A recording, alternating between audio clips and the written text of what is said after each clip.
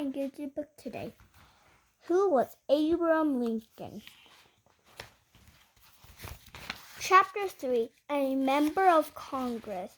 In 1937, Lincoln moved to Springfield, the new state capital. Springfield was still a frontier town with log cabins. Pigs ran loose on the dirt roads, but it was the biggest place Lincoln had ever lived in. It even had a bookstore. He worked at a friend's law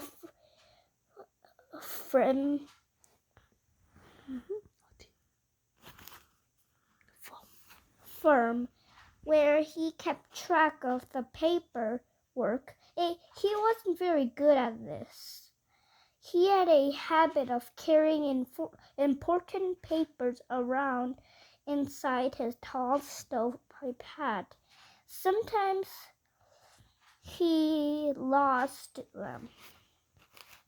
The state government was only in season for part of the year, and there wasn't enough business in Springfield for a lawyer to live on. So, like most Western lawyers,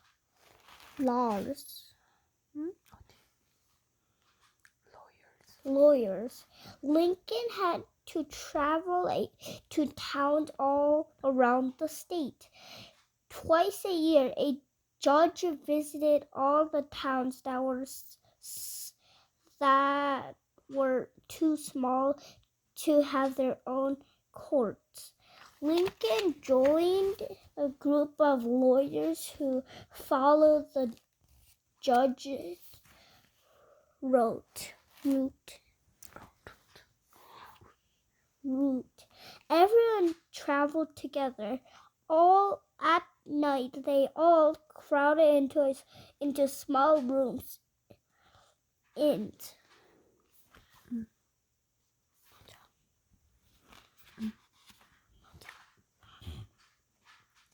Sometimes 20 men had squeezed into one room. Lincoln often slept on the floor.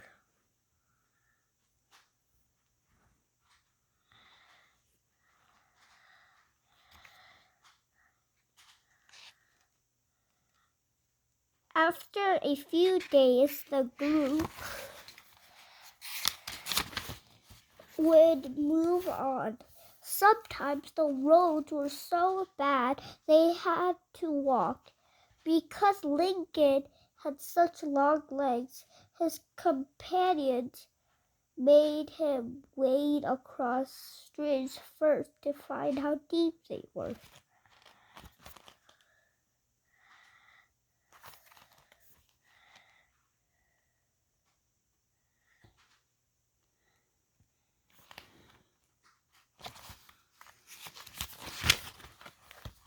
Lincoln didn't mind the bad food or rough life. He liked meeting people. He impressed them with his funny stories, his friendliness,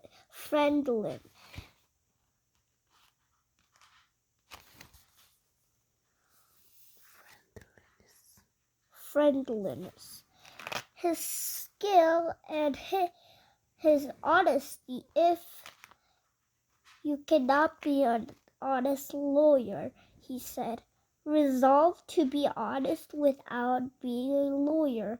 Lincoln was a strong supporter of the Whig Party.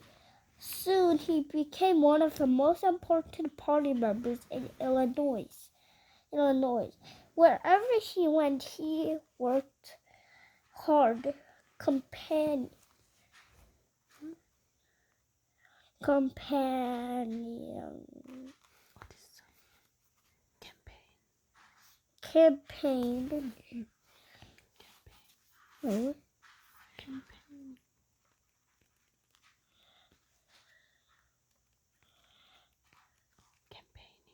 Campaigning for Whig candidates.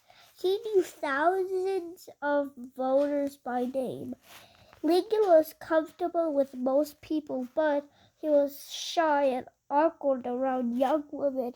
A couple of years after he moved to Springfield, he met Mary Todd at a party. Although he stepped all over her feet when they danced together, Mary liked Lincoln. She was a Southern belle.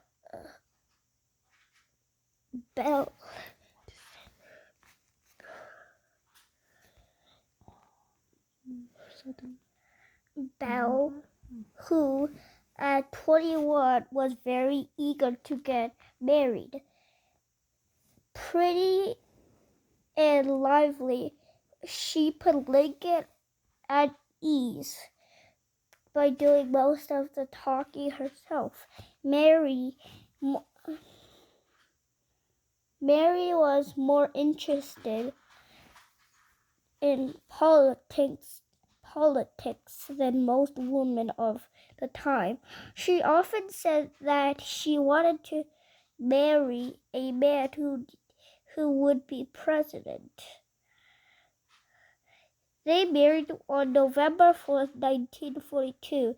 Lincoln joked about how strange it was that anyone would marry him. "Nothing new here," he wrote to a friend, "except my marrying, which to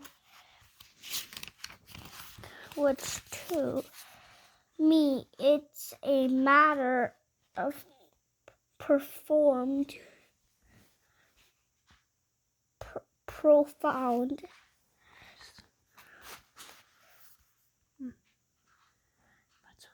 wonder." On Mary's wedding ring, Lincoln engraved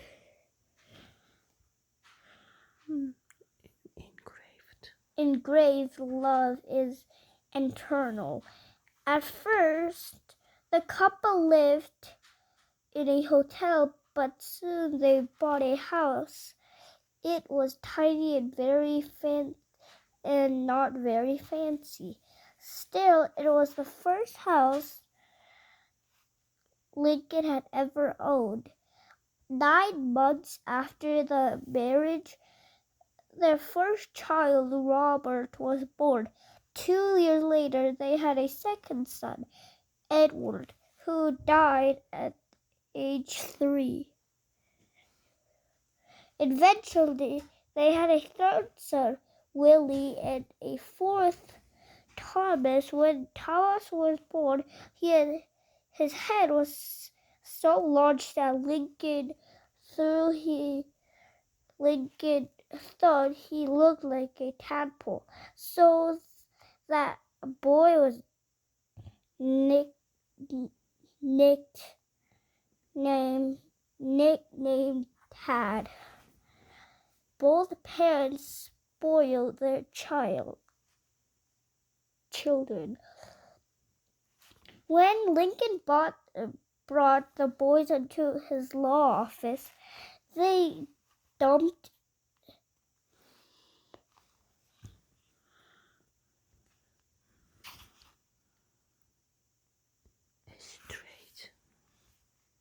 straight and inkstands on the floor. They piled up papers and danced on them.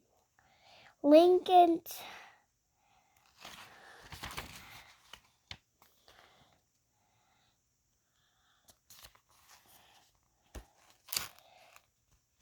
partner said he sometimes wanted to wring their little necks, but Lincoln never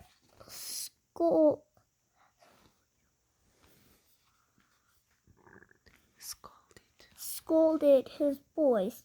In 1841, after 6 years in the state, gesture, Lincoln decided it was time to do something bigger and more important. He wanted to be a Whig candidate for the United States House of Representatives.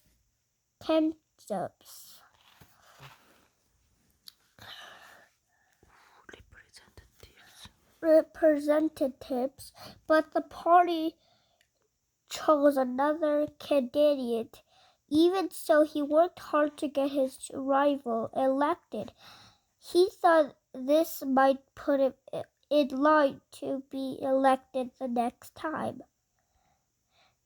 His plan worked. In 1946, Abraham Lincoln was elected as a representative for Illinois. He moved into a boarding house in Washington, D.C. Now Lincoln would be dealing with issues that affected the whole country, not just his own state. Mary and the children came with him, but the boys behaved so badly that soon he had to send them away. Lincoln didn't have time to miss them. He was working hard. He almost never missed a season of Congress. He served on committees. He made speeches, but he didn't do anything very important, and no one noticed him. At the end of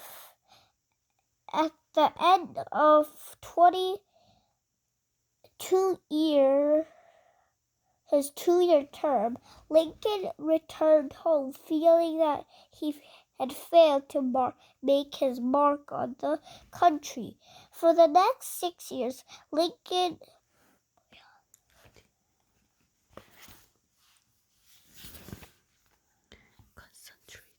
concentrated on his law practice back in Springfield. He had decided he wasn't interested in politics. Chapter 4: The Great Debater. What brought Lincoln back to politics was the Kansas-Nebraska Act of 1954. For a long time, Americans had been arguing about slavery. Should it be legal? And if so, where? In 1820, Missouri had become a state. Slavery was legal there. At that time, Congress had declared that this was so as far north as slavery.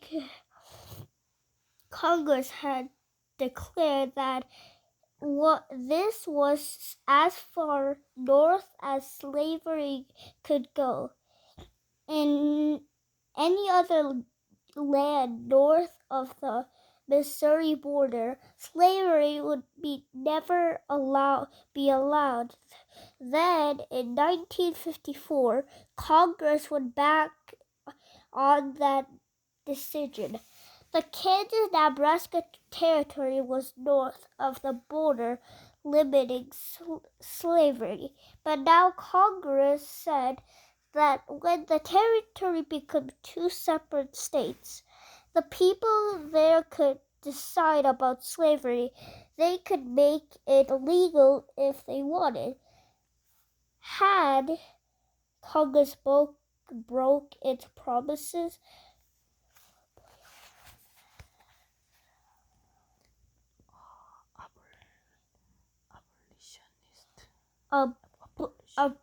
Abolitionists.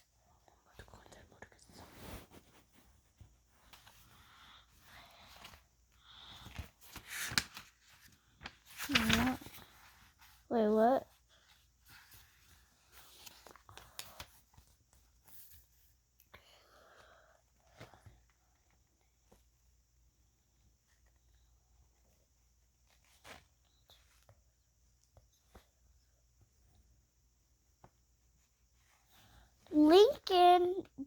did too, even though he was not exactly a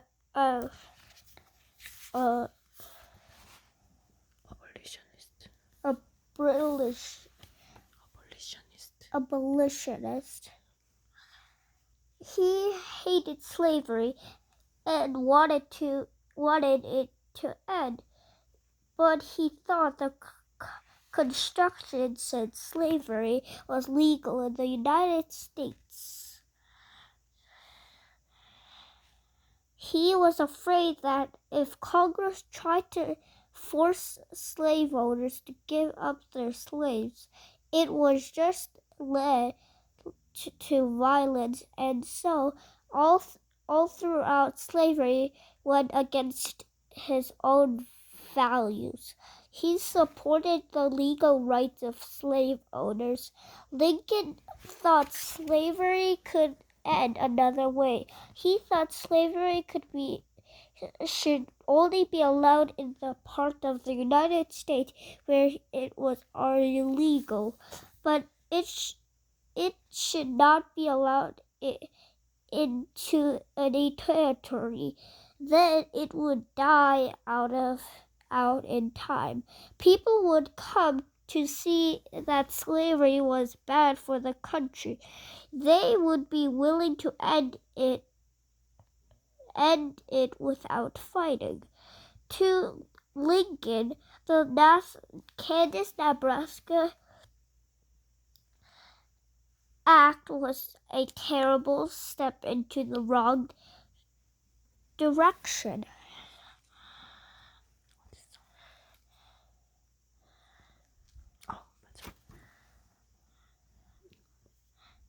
Congress was opening up huge new areas of the country.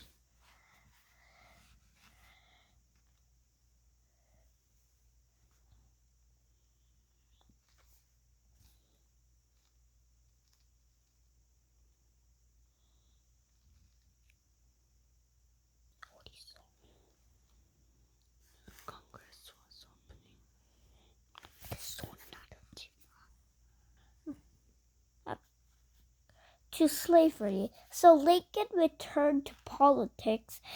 The man responsible for the Kansas-Nebraska territory that act was Senator Stephen Douglas from Illinois.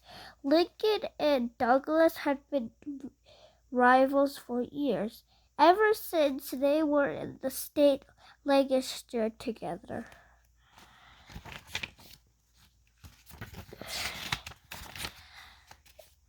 Douglas had become famous while Lincoln was still relatively unknown, but now Lincoln was eager to challenge him.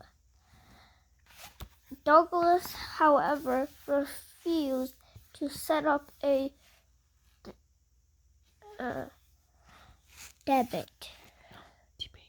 debate, so Lincoln followed him to an open-air speech in Springfield.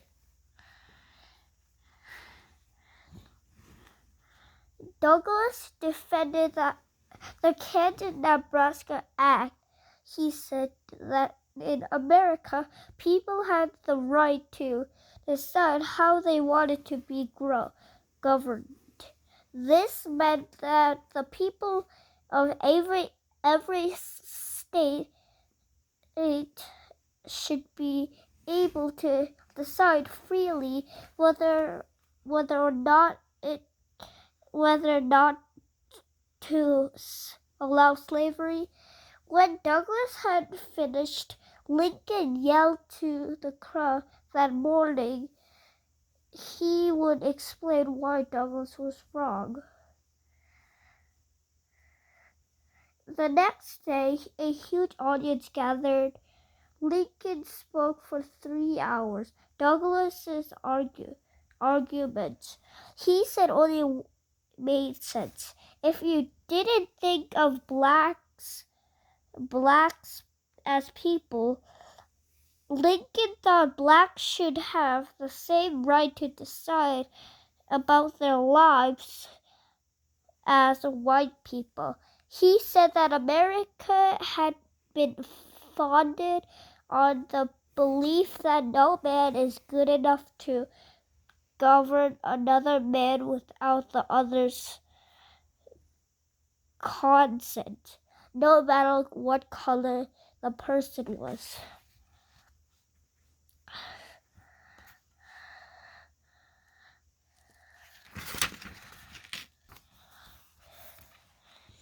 Lincoln's speech made him famous. In 1954, he decided to run for Senate. He came very close but was not elected. In the meantime, the important issues of the day were breaking up to the old politic parties. There were many issues, but slavery was the one on everyone's mind. Many Democrats had left their party in anger over the Kansas-Nebraska Act. The Whigs too were split on the issue of slavery.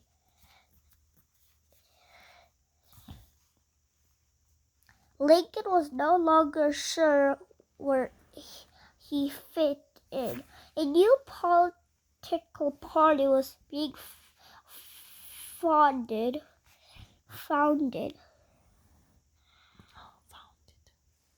In order to fight slavery, its members called them slaves Republican.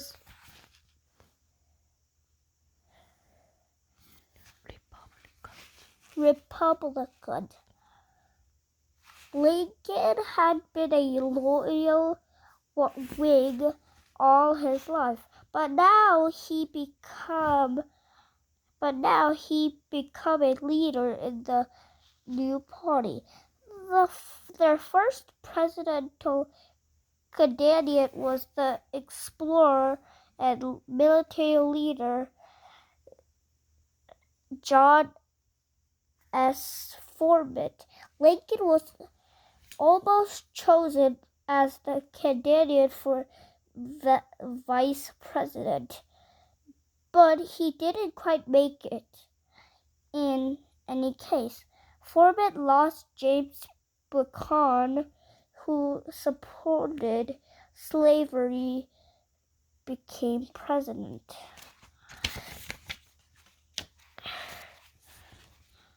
Refusing to be disquieted, Lincoln challenged Douglas for his seat in the Senate.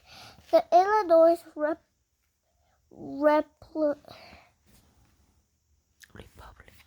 Republicans nominated him enormously. His acceptance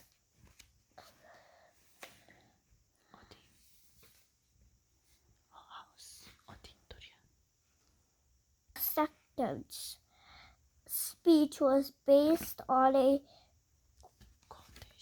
quotation from the Bible. The phrase became one of his favorites.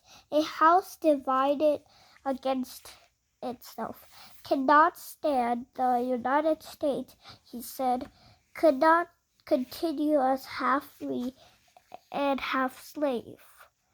Either slave would end, or it would take over the whole country, or the country would be destroyed. Chapter 5, Mr. President. Once again, Lincoln asked Douglas to debate him. This time, Douglas had to accept in 1959. 7 debates were held in different towns all over Illinois. The main issue was slavery. People proud from neighboring states to listen. The whole country followed the Lincoln-Douglas debates in the newspaper. Reporters wrote down every word each man said. Lincoln and Douglas made commensal opponents. Douglas was short, round, and dignified. His nickname was the Little Giant because he dressed elegantly. He had a rich, deep voice. Lincoln was tall, thin, and awkward. He still dressed like a farmer and had a high, thin voice. Douglas traveled to the debates in a private carriage. Lincoln rode the train with everyone else, joking and chatting, but both men were very skilled speakers.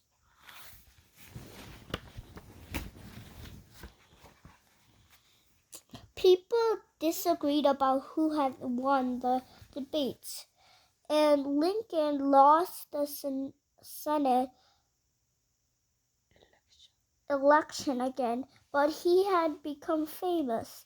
He was invited to lecture on slavery in New York City. He won over the huge crowd with his passion and simple logic arguments. This was his first public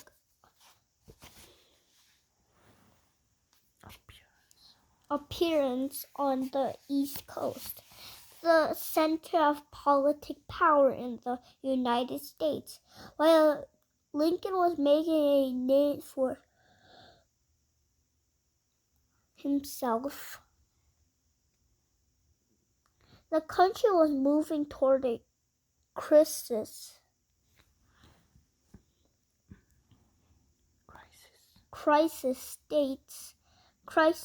states in the South talked about leaving the United States to form their own country.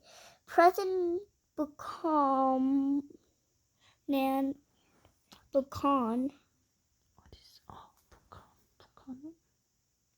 was a weak leader who didn't know how to control the South. He couldn't even keep the support of his own party. In 1860, the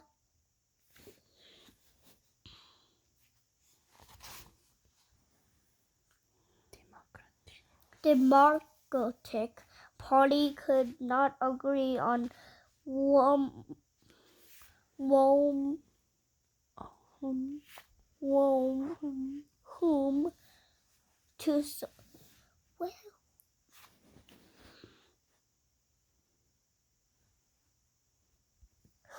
to support for president. They were split between Stephen Douglas and another candidate, and Republican Party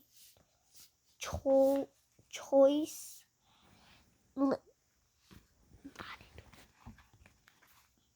Lincoln as their candidate for president. They called him the Rail.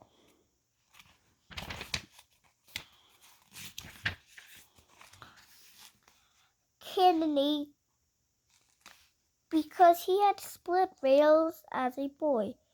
The name told people that he was an ordinary, hard-working man just like them. He had very little campaigning. He didn't really expect to win. On the night of the election, Lincoln and his fellow Republicans crowded into the state capitol. News about the election kept coming in by telegraph at 2 a.m. The result was certain because the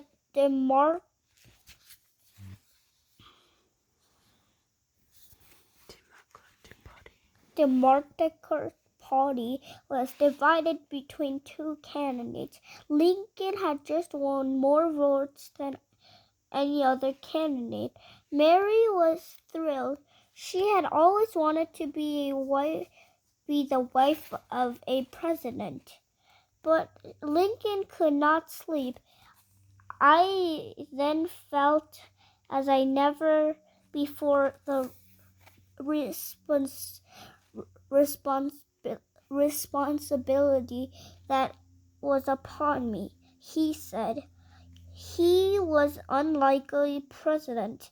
He'd had only 1 year of school. He had almost no experience in national government. He was not a war hero. He spent his whole life in Pioneer Town.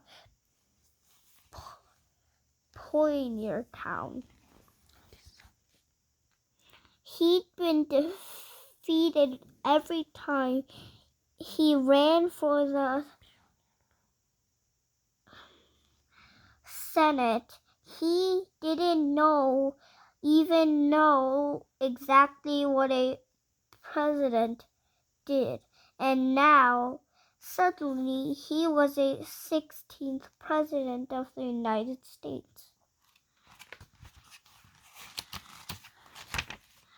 During the campaign, an 11-year-old girl named Grace Battle had written to him.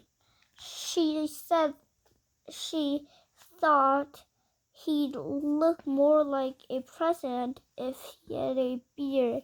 So now he grew one.